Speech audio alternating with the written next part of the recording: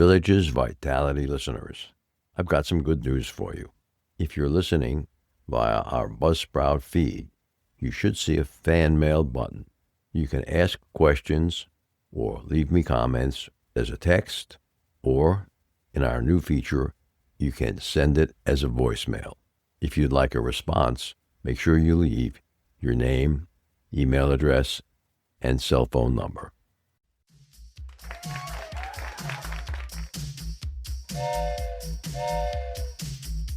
Welcome to Season 8 of Village's Vitality Life, Seniors Life Unscripted. In this new season, we talk to leaders of clubs and interesting folks who live in and around the villages. We also talk to people who have information vital to seniors. You will get perspectives of what is happening in and around the villages, Florida. In addition, in this new season, we will add more information for all seniors. We are a listener-supported podcast. This is Mike Roth on Village's Vitality, Senior Life Unscripted. I'm here today with Dr. Stephen Katz. Thanks for joining me, Steve. Thanks for having me, Mike. Dr. Stephen Katz is a DDS dentist with an MS degree. He's the immediate past president of the American Association of Endodontists. He's also a diplomat of the American Board of Endodontics and a member of the American Dental Association. Dr. Katz is in private practice in Beachwood, Ohio. That's in the Cleveland area, right? That is correct. Yeah, okay. And he's an adjunct professor at the West Virginia University School of Dentistry. Well, that's a heck of a drive, isn't it, Steve? It's about 3 hours, Mike, yes. How did you get associated with the West Virginia So, School of a dear Dentistry? friend of a really mine great is question. in charge of the endodontics program there, and he asked me to come and to teach periodically. So that's what I do. I don't go every day. I don't even go every week, but I do drive down there periodically and spend some time with the endodontic residents teaching them. We're here to talk about teeth and seniors.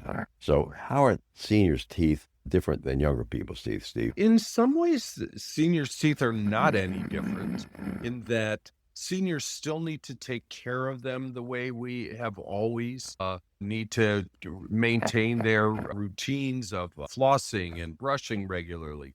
They need to see their dentist regularly. If they have a problem, just like any age group, they need to see the dentist or sometimes even a specialist. But seniors' teeth do differ in some other ways. So one of the things that happens as we mature is inside of our tooth, we tend to get smaller root canals, if you will. So that's my area of expertise. So the root canal system narrows as we age, and we don't necessarily see that in younger patients. The other thing that happens is that seniors can sometimes lose dexterity as they age, and so that would necessitate potentially using an electric toothbrush or something like that. So the way they care for their teeth needs to change. Could be related to arthritis in your hands or something like that. And then one of the other things that happens frequently is that seniors can be on medications that can alter the conditions in the mouth. As an example, some antihypertensives that are used for blood pressure, some medications used for diabetes, they can cause either inflammation of the gums or a drying of the mouth, and then that doesn't allow saliva to do what it needs to wash away the debris and things like that. And so seniors need to be concerned about things like that. You used a word that I'd like you to define, regularly. Some dentists around here say that you should see the dentist every 3 months. When I was younger, I would go to see the dentist twice a year. Sure. Which one did you mean when you said regularly? Well, regularly is loosely defined. So it really depends on the individual. Typically in the past, the American Dental Association has recommended that you see the dentist twice a year. But that doesn't take into account that subset of patients that have additional issues or problems that require a little more maintenance. So those folks would want to go to the dentist more often. So it may be once every 3 months, it may be once every 4 months. Typically, most patients that don't have gum disease can get by going to the dentist twice a year. But patients that are again, higher maintenance, typically with gum disease, they probably need to see the dentist more frequently. Question that comes up regularly is, what's the difference between a deep clean? Sure. So a cleaning is pretty superficial. You don't typically get numb for that. They just clean the tartar off of the tooth structure that's exposed above the gums. Okay, when you have a deep cleaning, oftentimes you'll get numb for that, and they'll go down onto the root surfaces below the gums and clean down there. So deep means exactly what it says. They're going deeper onto the tooth surface to clean areas that are not exposed on top of the gum. Why would someone need a deep cleaning? Again, if you get tartar buildup or if you get plaque buildup underneath the gums, then it needs to be cleaned out. For most of us, we're able to keep those surfaces clean and the plaque doesn't get underneath. So we don't have that issue. But there are patients, and again, those are typically periodontal patients or patients with gum problems. They'll tend to get buildup underneath the gums, and they'll need to go to someone to clean that out, to get that deeper cleaning. Why is it important for people to keep their natural teeth as long as possible? Nothing really looks or functions or feels like our natural teeth. They are just so important for chewing, for speaking, and for that all-important smile. We also know that if you can maintain your teeth for as long as possible, hopefully for your lifetime, that you'll have better cognitive function, improved cardiovascular health, and even improved glycemic health, blood sugar control. So there's lots of things that are connected to taking good care of your teeth and being healthy in your mouth. The connection between oral health and systemic health, our overall health, is really becoming much clearer now.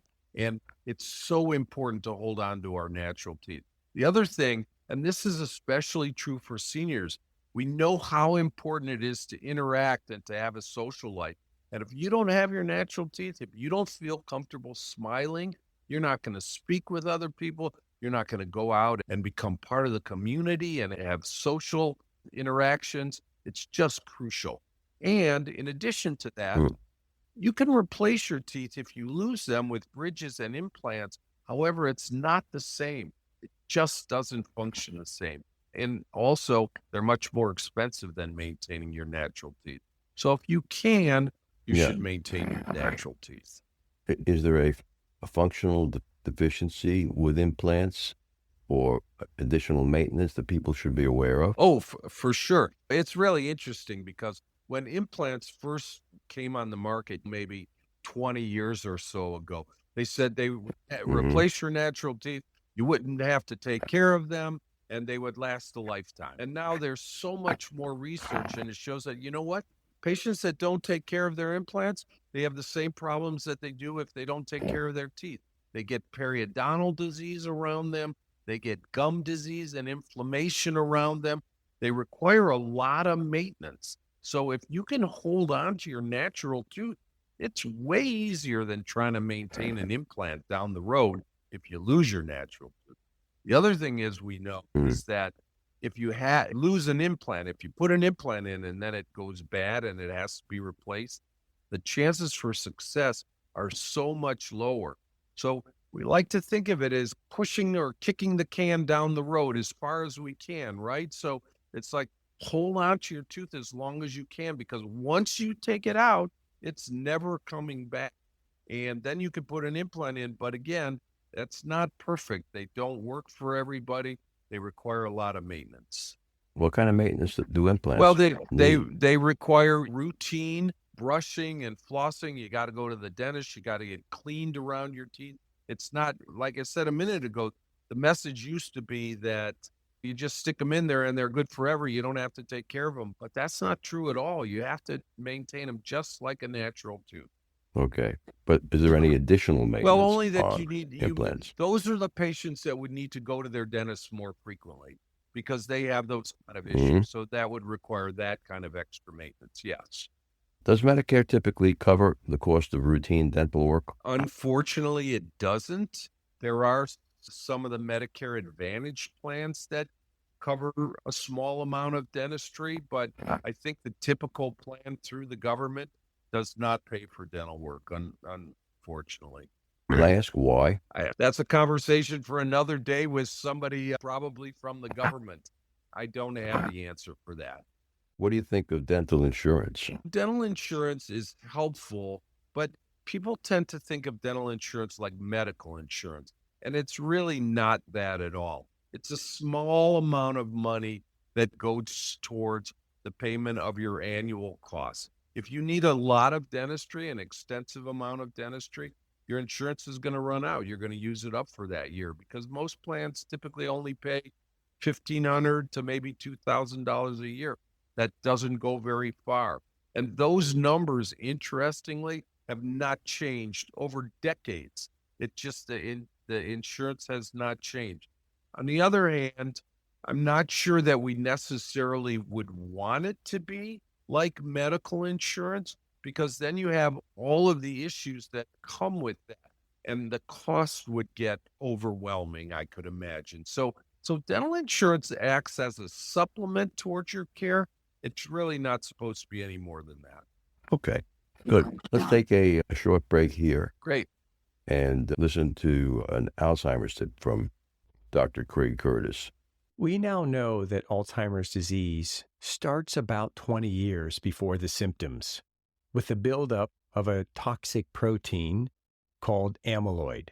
And so scientists have been on a quest to remove amyloid to see how it affects the disease. The medicine that was recently FDA approved to slow down symptoms in people with Alzheimer's disease memory problems works by removing this substance called amyloid out of the brain. And now we're attempting to use those medicines to actually remove amyloid before someone develops symptoms of Alzheimer's disease, such as memory loss and forgetfulness. So that's in that 20-year period before the disease is obvious? That's right. Scientists now call it Alzheimer's pathologic change versus Alzheimer's disease. And we're saving the term Alzheimer's disease for when someone is actually experiencing symptoms due to Alzheimer's disease. With over 20 years of experience studying brain health, Dr. Curtis's goal is to educate the village's community on how to live a longer, healthier life. To learn more, visit his website, craigcurtismd.com, or call 352-500-5252 to attend a free seminar. I am back with Dr. Stephen Katz, who is a dentist and an endodontist as well. Sure. Let me ask you, what are some typical tips that you can give our older senior patients to preserve their natural teeth and maintain their oral health over the rest of their lifetime? I think some of those tips are pretty routine and simple. Like I would say, maintain a healthy lifestyle, get plenty of exercise, drink lots of water, eat correctly. Specific tips are take care of your teeth. So brush and floss on a daily basis. Mm-hmm. Get into a routine so that if you miss it, you feel like you've missed it. And so we find that patients of any age, if they're in a routine, see your dentist regularly. They have better. We talked about that already. That's crucial. I think what's probably a little more important for seniors is that if you have a problem, don't wait. So if you break a tooth, go see your endodontist. If you have hot or cold sensitivity, if you have swelling or redness in your gums, go see the endodontist, okay? We are the dentists that are specific for those types of problems, and we take care of those. The longer you wait, it's only going to get worse. People think that tooth problems go away by themselves. They don't. So if you're having a problem with a tooth, it's going to come back, and it's going to be worse the next time. And ultimately, it could cause you to lose your tooth. So if you have those kinds of problems, see the dentist right away. In addition to that, like we also spoke about before, I think that for seniors, it's important if you have dexterity problems, if you have arthritis in your hands, buy an electric toothbrush. They're so effective. I use one, and I've been using one for years. They just clean your teeth a little bit better. Do you need to have one? No, you don't. But they work a little bit better. So do that. I think they work a lot better. There you go. I've been buying those Sonicare toothbrushes since they came out, and I'm the guy that busts them inside the warranty period. Yeah, and so I would highly recommend that. The other thing is, so there are two types. Maybe you can make a recommendation here. The Sonicares brush up and down. Then there's another brand, for sure remain nameless, that goes around in circles. So which one is better? I'm not going to make a recommendation, but because you mentioned Sonicare, the one that goes in circles is the Oral-B, okay? And so personally, so you mentioned you like the Sonicare. I like the Oral-B because the Sonicare tickles my gums. So it's a little bit uncomfortable for me. The Oral-B does not do that. So that's the one that I use. Either one of them is great. I'm not making a recommendation. I don't work for the companies. I get no money from the companies. I think they're both terrific. And I think they help at any age, especially they would help a senior. You said that someone should floss every day. Did that mean once a day, twice a day, or 3 times a day? Typically once a day is enough. Now, if you tend to get food caught in a lot of different places, you may have to floss more frequently than that. But I'll tell you why once a day is enough.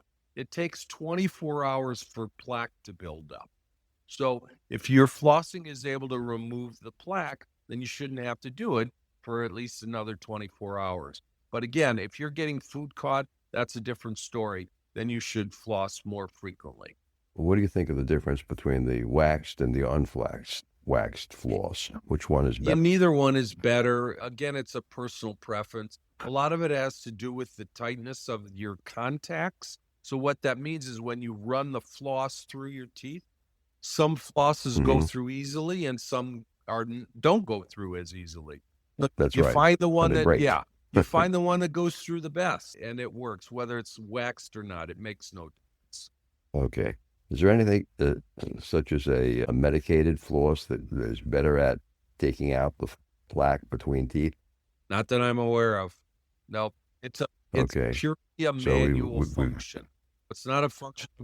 Some of them will have a little bit of minty flavor to them, but it doesn't do anything with regards to removing plaque. It's just, that's purely manual. Dr. Katz, what can we do to help save our natural teeth and contribute to our overall dental health?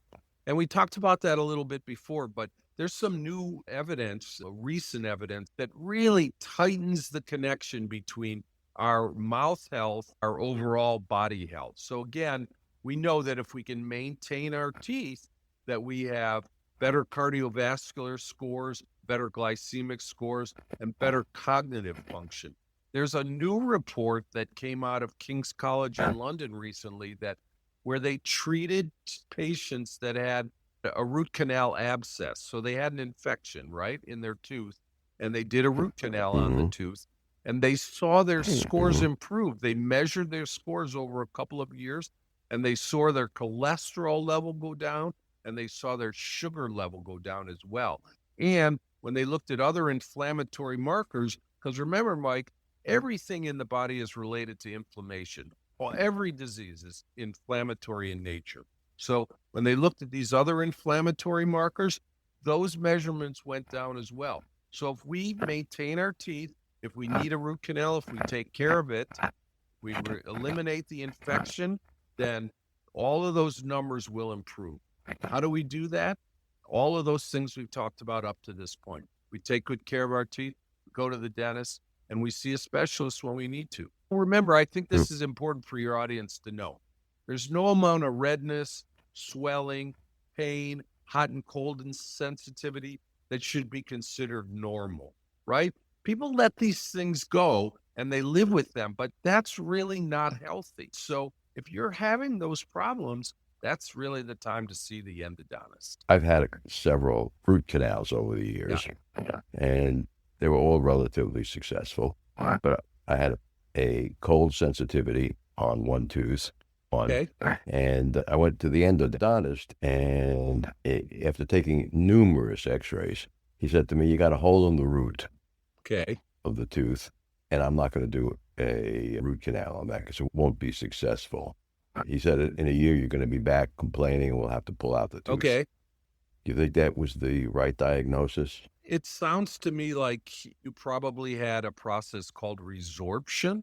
Does that ring a bell? when he said a whole tooth. Oh, unfortunately, it does ring a Yeah. bell. So resorption is, the easiest way to describe it is, it's a eating away of the tooth structure underneath the gum. So in the roots or in the internal surfaces of the tooth, it's not always very easy to treat. And if that hole, as he described, is pretty large, if it's in a place where you can't get to it to repair it, then I think that's the right diagnosis. Yeah, for sure. Yeah. Do you think that resorption could be caused by calcium deficiency? Yeah, personally, I've never seen any evidence that suggests that. We know that resorption is related to trauma. So it could be if you got hit, and it could have been, Mike, it could have been years ago when you were a kid or when you were a Oh. teenager. It could have been related to orthodontics. Did you have braces when you were a kid? No, I had braces when I was 40. Okay, so that could have been related to that too, because we see resorption in patients that have had orthodontics, either young or old. So it could have been related to either of those things. I have not read that it's related to a calcium deficiency. Okay. A couple of times you made claims about dental health. Dental health is directly related to physical health overall, whether it was capability or stamina. Is there any evidence based with double-blind studies that dental health has helped the rest of the body? Oh, sure. There's a lot of evidence. In fact, it goes back for years. So it started with periodontal and gum health, right? There's studies Mhm. that show that women that don't take care of their teeth have low birth weight babies, okay? So there's a relationship between the mouth and everything else inside of the body. Again, the bacteria that is seen in periodontal disease, in gum disease, we see that causing problems elsewhere. So it's been studied extensively, and there's a lot of evidence. Now, it's hard to do like those studies that you're describing because you can't expose one patient. You can't say, okay, we're going to let you have gum disease, but we're going to fix your teeth, and then we're going to watch you over the next year. We don't do that in this country. So it's hard to do those double blind type studies that you're talking about. But there is a lot of evidence that if you treat and take care of oral health, that your numbers, your markers will improve. And like that study I told you about from King's College, where they did actually measure inflammatory, glycemic, and cholesterol markers, and they saw improvement in every one of them when they treated that root canal abscess. If you have a root canal abscess, the message is get it fixed, take care of it, and it'll improve not only your teeth and your tooth health, but your overall health. Okay. So a last question for seniors. What's your message for seniors who haven't seen a dentist in years? Obviously, you got to go to the dentist. If the longer that you wait, the problems just compound. And I think that if you're not having any pain and your teeth feel okay, you still need to see the dentist because you need to have your teeth cleaned periodically. We just cannot clean our teeth as well as a dentist can do it. In between our checkups, we can, and that's why we go a couple of times a year. If you haven't gone in a few years, for sure you're going to be in need of a cleaning. If you're afraid to go to the dentist, which some people are, I will admit that. The endodontist, when we do root canals now, we have new techniques, new technologies, better anesthetics. The process is literally pain-free. It's like having a small little filling done. It's done in an hour. Patients say to us, I can't believe how pain-free that was, how quick it was, and I didn't feel anything. And they always feel better afterwards. So I think the message is don't delay, get back to the dentist. If you're having a problem, don't be afraid. Call your endodontist. We'll take care of you. Maybe an additional question here. When I had my root canals, I remember each one as having 2 visits to the dentist's office. One where he went in and cleaned everything out. They put a temporary filling in. Then I had to go back, and then he put the temporary out and filled it. Has that changed? Did you go to an endodontist or to a general dentist? Yes, endodontist. Yeah. Almost every time. So typically that's changed over the years. When I first started back in the late 80s and 90s, we used to do things in 2 visits, but now every treatment is done in just 1 visit, and it only takes about an hour. What should a root canal cost, in your opinion? That's a geographical thing, so it varies depending on where you live, and it also varies depending on which tooth it is. A front tooth is going to be a little less expensive than a back tooth. I'll quote you some numbers. I would say somewhere between $1,500 and $3,000, $3,500, maybe in New York City or in LA, something like that. Yeah, but it's different every. They're quoting around 3,000 here in the Villages. Is that for which tooth? Is it for a molar? Back to Yeah. Seems high, but again, it can depend on a lot of factors. But I don't know what anybody else charges in that area, so it's just based on all of that. Yeah, that's what I thought too. Yeah. Good. If someone has any questions for you, Dr. Katz, are you willing to take emails or Oh, for sure. do you have a website that people should look Well, at? the website would be aae.org, or it would be, findmyendodontist.com. or you can Mhm. send me the emails. What email address? You want to send them to Yeah, me? just send them to you, and then you could forward them to me. Okay, so you can send them to Mike at rothvoice.com, and then I'll forward them over to Dr. Katz. Good. Dr. Katz, thanks for being with us today. Sure. Thank you for having me. It's been a pleasure. Good. All right, sounds The great. complete slot, Okay, bud. thank you. Bye. Bye. Remember, our next episode will be released next Friday at 9 a.m. Should you want to become a major supporter of the show or have questions, please contact us at mike@rothvoice.com. This is a shout-out for supporters Tweet Coleman, Ed Williams, Duane Romick, Paul Sorgan, and Dr. Craig Curtis at K2 in the Villages. We will be hearing more from Dr. Curtis with short Alzheimer's tips each week. If you know someone who should be on the show, contact us at mike@rothvoice.com. The way our show grows is with your help. Text your friends about this show if you enjoyed listening. Use the fan mail button on our homepage, villagesvitality.life, to leave comments. Be sure to include your name, email, and phone number. We thank everyone for listening. The content of the show is copyrighted by Roth Voice 2026, all rights reserved.